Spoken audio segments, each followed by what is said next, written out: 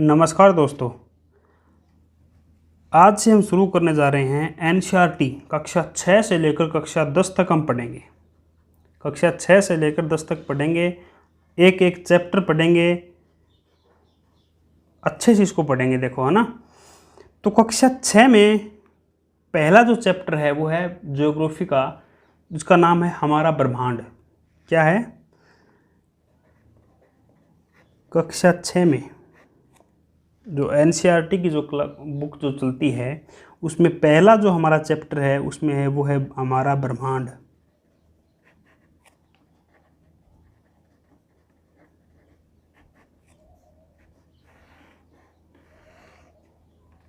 देखो, इस चैप्टर में क्या बताया गया है, एग्जाम पॉइंट ऑफ व्यू से क्या हमारा महत्वपूर्ण जो तथ्य हैं वो मैं आपको बताता हूँ क्या क्या है। तो देखो, प्राचीन काल में विभिन्न तारों का समूह दिखाई देता था। जैसे ये हैं तारे। क्या हैं? तारे। कुछ इस प्रकार से ये समूह दिखाई देता है।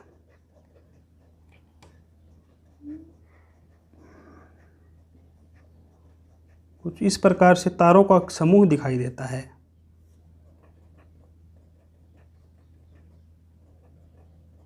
तो ये जो तारों का समूह है,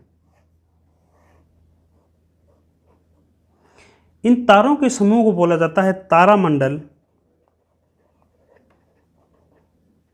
या फिर नक्षत्र मंडल। क्या बोला जाता है? तारामंडल या नक्षत्र मंडल। अब ये जो तारामंडल या नक्षत्र मंडल होते हैं, इन्हीं तारामंडल या नक्षत्र मंडलों को अलग अलग देशों में अलग अलग नाम दे दिया गया। क्या दे दिया गया? अलग अलग देशों में अलग अलग नाम दे दिया गया। तो देखो, भारत में इसे कहा गया सप्तऋषि मंडल। क्या कहा गया?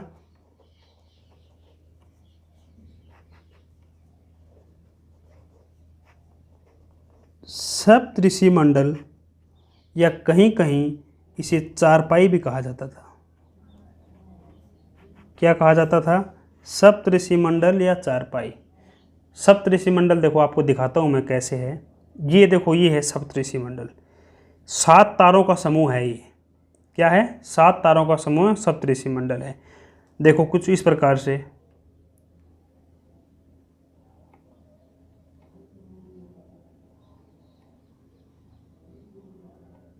कुछ ये इस प्रकार से 7 तारों का समूह है। समझ गए? ये हैं 7 तारे, ये इस प्रकार से। तो इनको बोला गया चारपाई या सप्तऋषि मंडल भारत में। ब्रिटेन में इसे क्या कहा गया?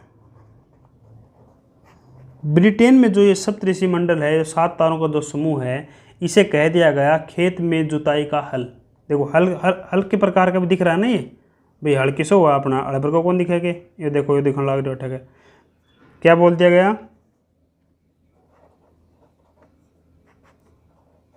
खेत की जुताई का हल।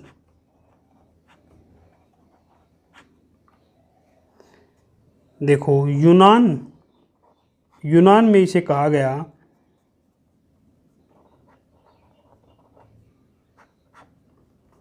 Small beer. क्या कहा गया? Small beer. फ्रांस में इसको कह दिया गया सॉसपैन।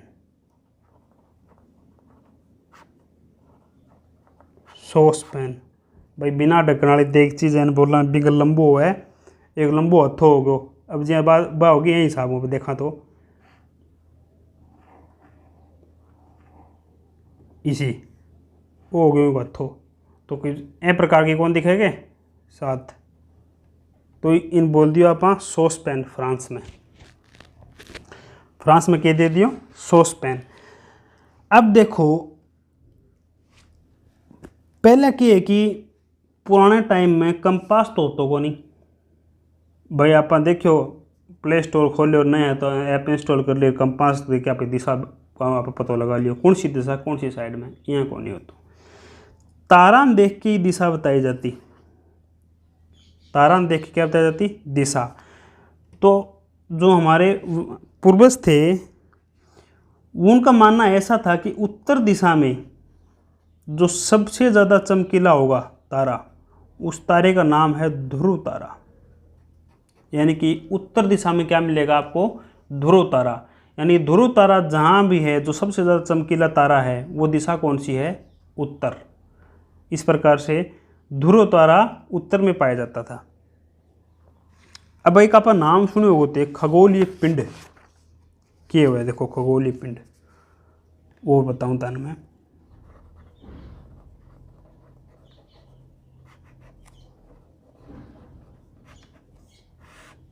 खगोलीय पिंड, जितना भी अपना ग्रह हैं, जितना भी तारा हैं, जितना भी उपग्रह हैं, कृत्रिम नहीं प्राकृतिक, जैसे पृथ्वी का उपग्रह कौन सा है? चांद। तो ये सब क्या हैं? खगोलीय पिंड हैं। इन सब को हम क्या कह सकते हैं? खगोलीय पिंड कह सकते हैं। वैसे ही सूर्य क्या है?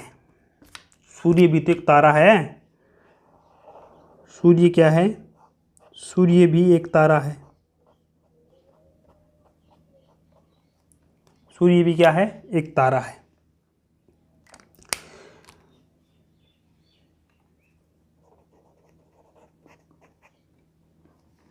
देखो, अब जो खगोलीय पिंड में उपग्रह भी आता है, तारा भी आता है, ग्रह भी आते हैं, हम सूर्य के बारे में बात कर लेते हैं। तो जो सूर्य है, जो खगोलीय पिंड है या सूर्य है, बहुत से खगोलीय पिंड ऐसे भी होते हैं जो केवल गैसीय बने होते हैं। किस प्रकार से बने होते हैं? गैस से बने होते हैं। जैसे गैस होगी हाइड्रोजन व हीलियम। कौन सी गैस? हाइड्रोजन और हीलियम से बने होते हैं। क्या बने होते हैं? हमारे खगोलीय पिंड या फिर जो हमारा सूर्य है वो किससे बना हुआ है? हाइड्रोजन से या हीलियम से।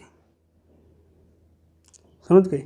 अब सूर्य का प्रकाश इतना ज़्यादा है, क्योंकि है तो ये तारा ही, इसको, इस तारे का नाम क्या है? सूर्य। सूर्य है। इस सूर्य का प्रकाश जो है वो इतना ज़्यादा है कि इसी के प्रकाश से सभी ग्रह या उपग्रह चमकते हैं। सभी ग्रह या उपग्रह चमकते हैं, इसी के प्रकाश से चमकते हैं। अगर पृथ्वी से दूरी की बात करें सूर्य की, पृथ्वी से जो सूर्य की दूरी है वो है 15 करोड़ किलोमीटर। क्या है? 15 करोड़ किलोमीटर सूर्य से पृथ्वी की दूरी है। अब देखो, कुछ तारे तो क्या होते हैं कि खुद चमकते हैं, जैसे सूर्य है। क्या है? सूर्य है। लेकिन कुछ तारे स्वयं चमकदार होते हैं, लेकिन कुछ तारे क्या होते हैं कि वो दूसरों के प्रकाश से चमकते हैं। जैसे मैंने अभी बताया आपको, ग्रह या उपग्रह किसके प्रकाश से चमकते हैं? सूर्य के प्रकाश से चमकते हैं। देखो आगे देखो,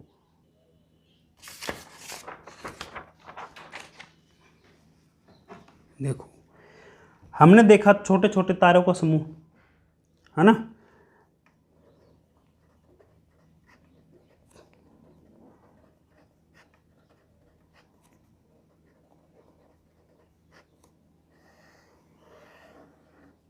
इसको हमने क्या कहा?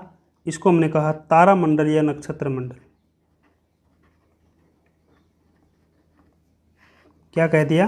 तारामंडल या नक्षत्र मंडल। अब जो नक्षत्र मंडल या जो तारामंडल हैं, ये भी मतलब एक ही थोड़ी हैं, ये भी बहुत हैं। जैसे छोटे छोटे तारों का समूह है, वैसे ही छोटे छोटे अगर नक्षत्र मंडल मिल जाएं तो उसको हम क्या कहेंगे? उसको कहेंगे हम आकाश गंगा।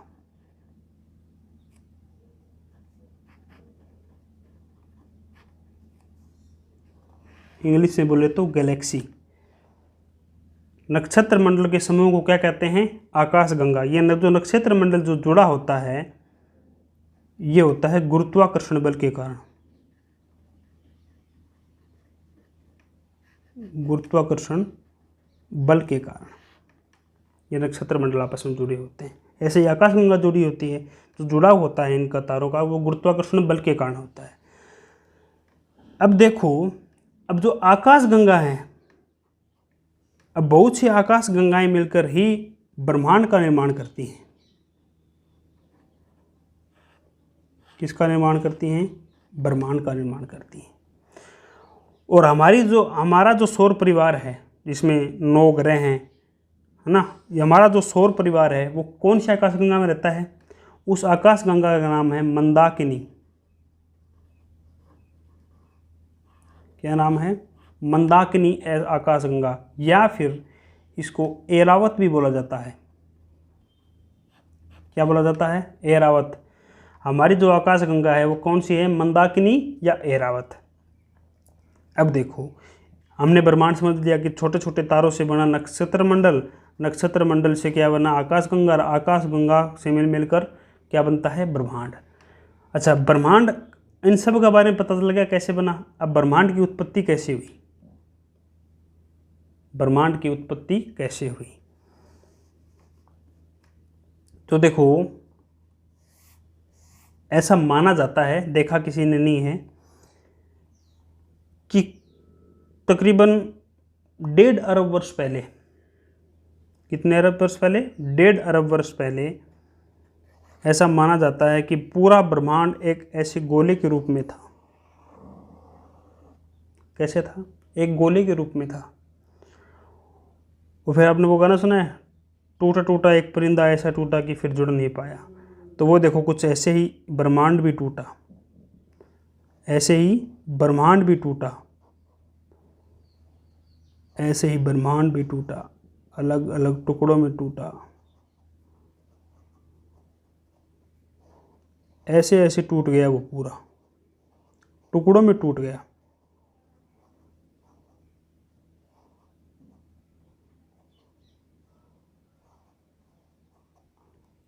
ऐसे टूट गया ब्रह्मांड।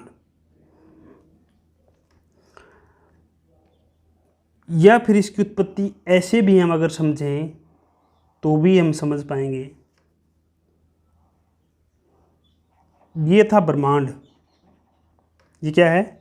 ब्रह्मांड है। और तो ये 1.5 अरब वर्ष पहले ये ऐसे था, बंधा हुआ था, सब कुछ एक दूसरे से जुड़ा हुआ था। लेकिन धीरे धीरे क्या हुआ? ये टूट गया और फैलता गया। ये कुछ ऐसे फैलता गया, और अब भी ये फैलता ही जा रहा है। ब्रह्मांड क्या होता जा रहा है? फैलता जा रहा है। तो ये जो सिद्धांत है, इस सिद्धांत को बोला गया बिग बैंग। क्या बोल दिया गया? बिग बैंग थ्योरी या बिग बैंग सिद्धांत। ब्रह्मांड की उत्पत्ति का सर्वमान्य सिद्धांत यही है। कौन सिद्धांत है? Big bang. ये जो सिद्धांत दिया था, ये दिया था एडविन हबर्ट ने। किसके द्वारा दिया गया big bang theory? Edwin Hubert के द्वारा। उसमें ऐसे बताया गया कि धीरे धीरे धीरे धीरे धीरे धीरे धीरे धीरे ऐसे फैलता जा रहा है। ये जो है ब्रह्मांड हमारा धीरे धीरे फैलता जा रहा है, कुछ इस प्रकार से। आकाशगंगा भी कुछ ऐसी होती है दिखने में, देखो कुछ इस प्रकार की होती है। मैं आपको दिखाता हूँ आपको, ये देखो, ये आकाशगंगा है ना? हाँ, तो ये है बिग बैंग थ्योरी। ब्रह्मांड की उत्पत्ति का सर्वमान्य सिद्धांत बिग बैंग थ्योरी है। इस बारे में हम याद रखें। अब आपने नाम सुना होगा धूमकेतु का। किसका? धूमकेतु का। देखो,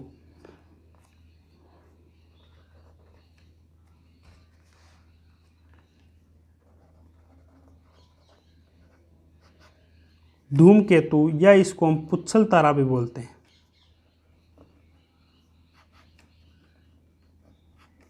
क्या देखते हैं? धूमकेतु या पुच्छल तारा। ये जो धूमकेतु पुच्छल तारा है, इसकी 3 मुख्य विशेषताएं हैं। पहली विशेषता तो ये है कि ये हमेशा नहीं दिखाई देता।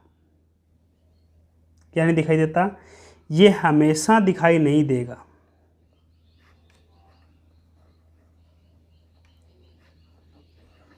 तो कब दिखा है वो? यमुना दिखा है हर 76 साल में एक बार। कब? हर 76 साल में एक बार दिखा है। पहले आप कद देखो, पहले आप देखो तो 1986 में, तो अब कब दिखेगो 86 76 2062 में अपन अब देखने मिलेगा ये तारो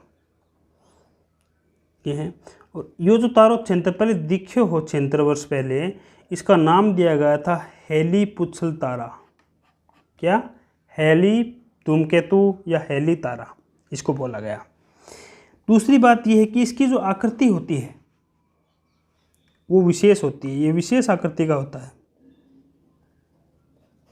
ये एक विशेष आकृति का होता है। इसकी गति जो इतनी तेज होती है कि पीछे से इसकी पूंछ निकली हुई दिखाई देती है। जैसे मान लो ये तारा है, ये वो तारा है ना, चमकीला तारा है ना, तो इतनी तेज गति से ये जाता है तो पीछे इसकी पूंछ दिखाई देती है। ऐसे क्या दिखाई देती है? पूंछ। ऐसे दिखता है कि पीछे पूंछ चल रहा है, लेकिन ये होता तो ऐसे ही है, लेकिन ये इसकी गति तेज होती है, इसके कारण इसकी पूंछ दिखाई देती है। तो ये हमेशा इसकी खासियत है, इसकी विशेषता है। आप ध्यान रखना, इसका जो सर होगा और इसकी जो पूंछ होगी, तो इसका सर जो है वो हमेशा सूर्य की दिशा में होगा। इस बात का आप ध्यान रखें। क्या होगा? इसका जो सर है वो हमेशा सूर्य की दिशा में होगा और इसकी पूंछ हमेशा सूर्य की विपरीत दिशा में होगी। यही कारण है कि इसको कहा जाता है पूंछ वाला तारा या पुच्छल तारा, इसी कारण इसको कहा जाता है। अब देखो, एक बात आपने सुनी होगी, प्रकाश वर्ष। किसकी? प्रकाश वर्ष की। वो और बता देता हूं आपको क्या है प्रकाश वर्ष। प्रकाश वर्ष है एक दूरी का मात्रक।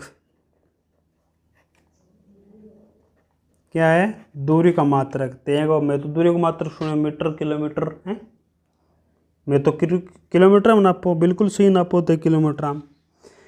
जो खगोलीय पिंड होते हैं, खगोलीय पिंड में क्या होते हैं? तारे हैं, ग्रह हैं, उपग्रह हैं। इनके बीच की दूरी को मापने के लिए हम जिस मात्रक का प्रयोग करते हैं वो है प्रकाश वर्ष। क्या है? प्रकाश वर्ष। तो लिख सकते हैं इस प्रकार से कि खगोलीय पिंडों के बीच की दूरी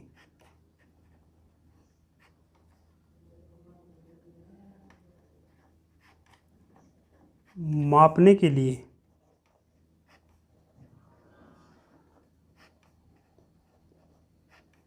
प्रकाश वर्ष का प्रयोग किया जाता है।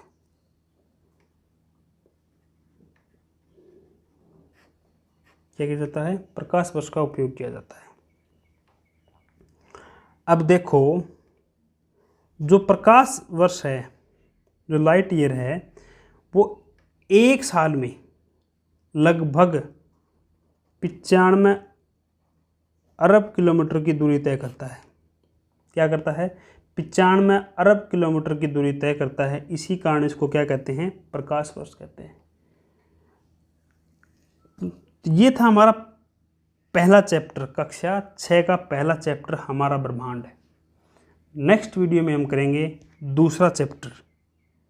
इसी प्रकार चैप्टर वाइज हम ऐसे इसको करते चलेंगे और ऐसे करके 6 से लेकर कक्षा 10 तक की सभी NCERT बुक एक एक चैप्टर हम विस्तृत रूप से यहाँ पर अध्ययन करेंगे। धन्यवाद दोस्तों।